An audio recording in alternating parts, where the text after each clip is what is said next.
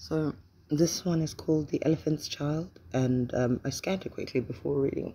There's a lot more child abuse in it than I remember. But this was also one of my favorites as a kid because they talk about Botswana and other places where I used to live. So yeah, The Elephant's Child. In the high and far-off times, the elephant, O best beloved, had no trunk. He had only a blackish, bulgy nose, as big as a boot, that he could wriggle about from side to side, but he couldn't pick up things with it.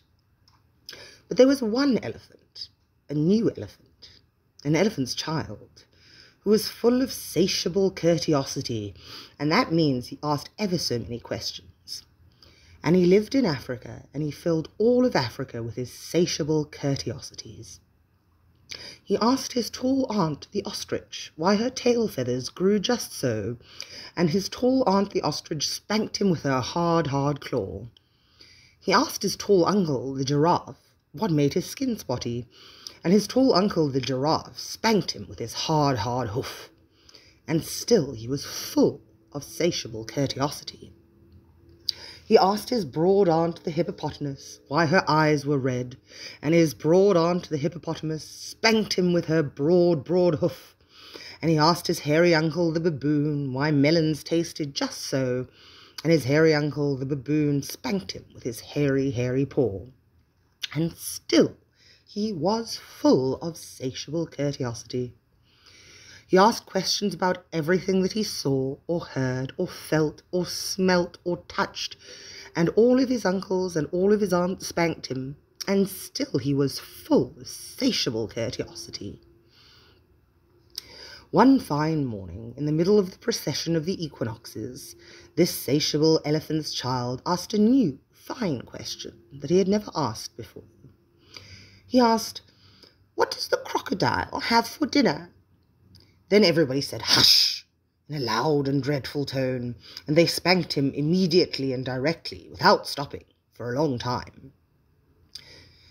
By and by, when that was finished, he came upon Kolo Kolo Bird sitting in the middle of a Wakabiki thorn bush, and he says, "My father has spanked me, and my mother has spanked me. All my uncles and aunts have spanked me for my satiable courteosity, and still I want to know what the crocodile has for dinner." Then Kolo Kolo Bird said, with a mournful cry, "Go to the banks of the great, grey, green, greasy Limpopo River, all set about with fever trees, and find out."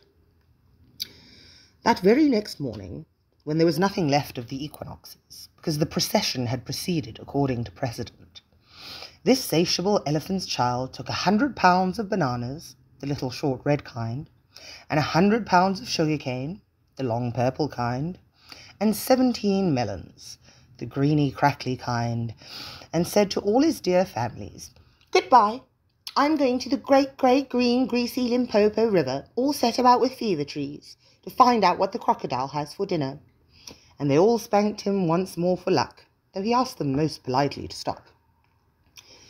Then he went away, a little warm but not at all astonished, eating melons and throwing the rind about, because he could not pick it up. He went from Grahamstown to Kimberley, and from Kimberley to Khama's country, and from Khama's country he went east by north, eating melons all the time, till at last he came to the banks of the great grey green greasy Limpopo River, all set about with fever trees, precisely as Kolo Kolo Bird had said. Now you must know and understand, O best beloved, that till that very week and day and hour and minute, this satiable elephant's child had never seen a crocodile, and did not know what one was like. It was all his satiable courteosity. The first thing that he found was a bi-coloured python rock snake curled around a rock. "Excuse me," said the elephant's child most politely, "but have you seen such a thing as a crocodile in these promiscuous parts?" "Have I seen a crocodile?" said the bi-coloured python rock snake in a voice of dreadful scorn. "What will you ask me next?" "Excuse me," said the elephant's child, "but could you kindly tell me what he has for dinner?" Then the bicoloured python rock snake uncoiled himself very quickly from the rock and spanked the elephant's child with his scalesome, flailsome tail. "That is odd," said the elephant's child, "because my father and my mother and my uncle and my aunt, not to mention my other aunt, the hippopotamus, and my other uncle, the baboon, have all spanked me for my satiable courteosity, and I suppose this is the same thing." So he said good-bye very politely to the bicoloured python rock snake and helped to coil him up on the rock again, and went on, a little warm, but not at all astonished, eating melons and throwing the rind about, because he could not pick it up, till he trod on what he thought was a log of wood at the very edge of the great, grey, green, greasy Limpopo River, all set about with fever trees. But it was really the crocodile, O best beloved, and the crocodile winked one eye, like this. "Excuse me," said the elephant's child most politely, "but do you happen to have seen a crocodile in these promiscuous parts?" Then the crocodile winked the other eye and lifted half of his tail out of the mud, and the elephant's child stepped back most politely, because he did not wish to be spanked again. "Come hither, little one," said the crocodile. "Why do you ask such things?" "Excuse me," said the elephant's child most politely, "but my father has spanked me, my mother has spanked me, not to mention my tall aunt the ostrich, and my tall uncle the giraffe, who can kick ever so hard, as well as my broad aunt the hippopotamus, and my hairy uncle the baboon, and including the bicoloured python rock snake, with the scalesome, flailsome tail, just up the bank, who spanks harder than any of them, and so, if it's quite all the same to you, I don't want to be spanked any more." "Come hither, little one," said the crocodile, "for I am the crocodile." And he wept crocodile tears to show it was quite true. Then the elephant's child grew all breathless and panted and kneeled down on the bank and said, "You are the very person I've been looking for all these long days.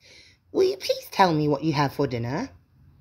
"Come hither, little one," said the crocodile, "and I'll whisper." Then the elephant's child put his head down close to the crocodile's musky, tusky mouth, and the crocodile caught him by his little nose, which up to that very week, day, hour, and minute had been no bigger than a boot, though much more useful.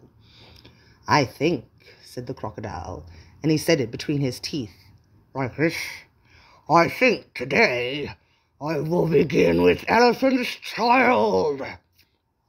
At this, O best beloved, the elephant's child was much annoyed, and he said, speaking through his nose, like this, "Let go, you're hurting me." Then the bicoloured python rock snake scuffled down from the bank and said, "My young friend, if you do not now, immediately and instantly pull as hard as ever you can, it is my opinion that your acquaintance in the large pattern leather ulster," and by this he meant the crocodile, "will jerk you into yonder limpid stream before you can say Jack Robinson."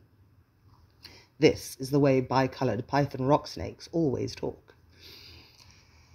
Then the elephant's child sat back on his little haunches and pulled and pulled and pulled, and his nose began to stretch, and the crocodile floundered into the water, making it all creamy with great sweeps of his tail, and he pulled and pulled and pulled.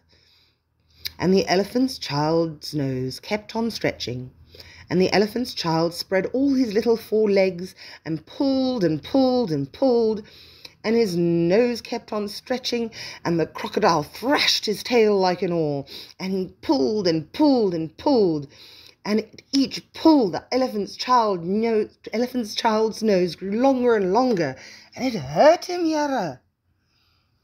Then the elephant's child felt his legs slipping, and he said through his nose, which was now nearly 5 feet long, "This is too much for me."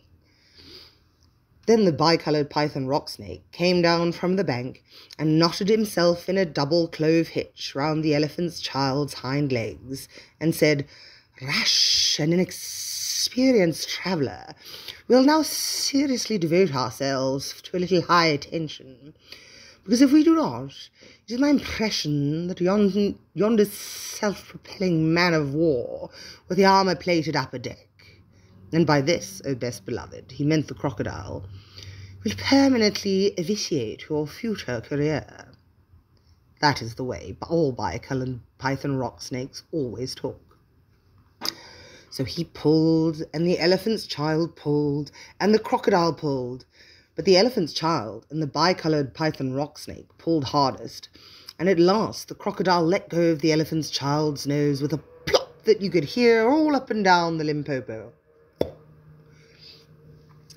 Then the elephant's child sat down most hard and sudden, but first he was careful to say "thank you" to the bicolored python rock snake, and next he was kind to his poor pulled nose, and wrapped it all up in cool banana leaves, and hung it in the great grey-green greasy Limpopo to cool.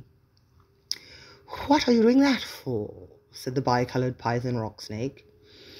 "Excuse me," said the elephant's child, "but my nose is badly out of shape, and I'm waiting for it to shrink." "Then you'll have to wait a long time," said the bicolored python rock snake. "Some people do not know what is good for them." The elephant's child sat there for 3 days, waiting for his nose to shrink. But it never grew any shorter, and besides, it made him squint.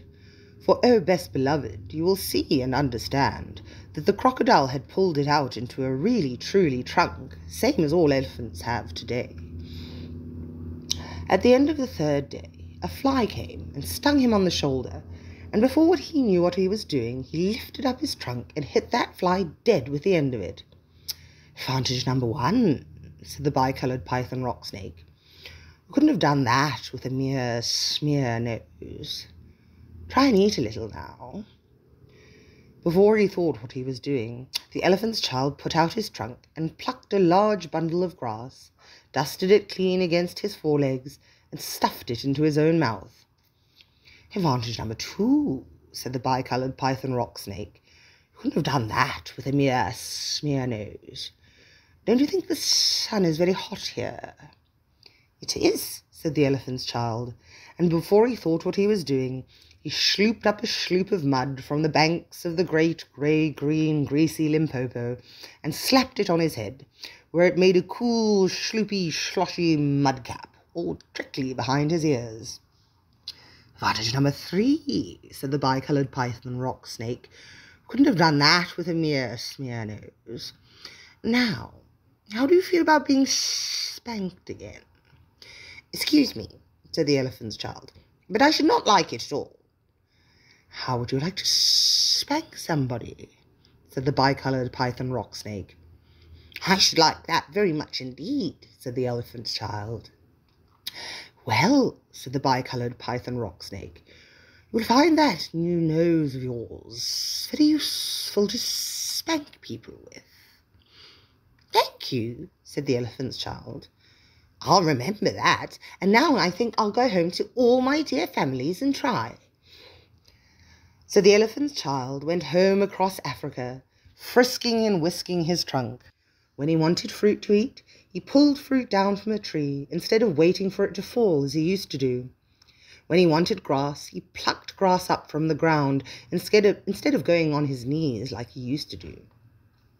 When the flies bit him, he broke off the branch of a tree and used it as a fly whisk, and he made himself a new, cool, slushy, squashy mud cap whenever the sun was hot. When he felt lonely walking through Africa, he sang to himself down his trunk, and the noise was louder than several brass bands. He went especially out of his way to find a broad hippopotamus. She was no relation of his, and he spanked her very hard to make sure that the bicolored python rock snake had spoken the truth about his new trunk. The rest of the time, he picked up the melon rinds that he had dropped on his way to the Limpopo, for he was a tidy pachyderm. One dark evening he came back to all his dear families, and he coiled up his trunk and said, "How do you do?" They were very glad to see him, and immediately said, "Come here and be spanked for your satiable courteosity." "Pooh," said the elephant's child. "I don't think you people know anything about spanking, but I do, and I'll show you." Then he uncurled his trunk and knocked 2 of his dear brothers head over heels. "Oh, bananas," said they. "Where did you learn that trick, and what have you done to your nose?" I got a new one from the crocodile on the banks of the great grey, green, greasy Limpopo River, said the elephant's child. I asked him what he had for dinner, and he gave me this to keep. Looks very ugly, said his hairy uncle the baboon. It does, said the elephant's child, but it's very useful. And he picked up his hairy uncle the baboon by one hairy leg and hove him into a hornet's nest. Then that bad elephant's child spanked all of his dear families for a long time, till they were very warm and greatly astonished. He pulled out his tall ostrich aunt's tail feathers, and he caught his tall uncle the giraffe by the hind leg and dragged him through a thorn bush, and he shouted at his broad aunt the hippopotamus and blew bubbles into her ear when she was sleeping in the water after meals. But he never let anyone touch Colo Colo Bird. At last things grew so exciting that his dear families went off one by one in a hurry to the banks of the great grey, green, greasy Limpopo River, all set about with fever trees, to borrow new noses from the crocodile. When they came back, nobody spanked anybody anymore. And ever since that day, O best beloved, all the elephants you will ever see, besides all that you won't, have trunks precisely like the trunk of the satiable elephant's child. And the poem for this one goes, I keep 6 honest serving men. They taught me all I knew. Their names are what and where and when and how and why and who. I send them over land and sea. I send them east and west. But after they have worked for me, I give them all a rest. I let them rest from 9 till 5, for I am busy then, as well as breakfast, lunch and tea, for they are hungry men. But different folk have different views. I know a person small. She keeps 10 million serving men who get no rest at all. She sends them abroad on her own affairs from the second she opens her eyes. 1 million hows, 2 million wheres, and 7 million whys.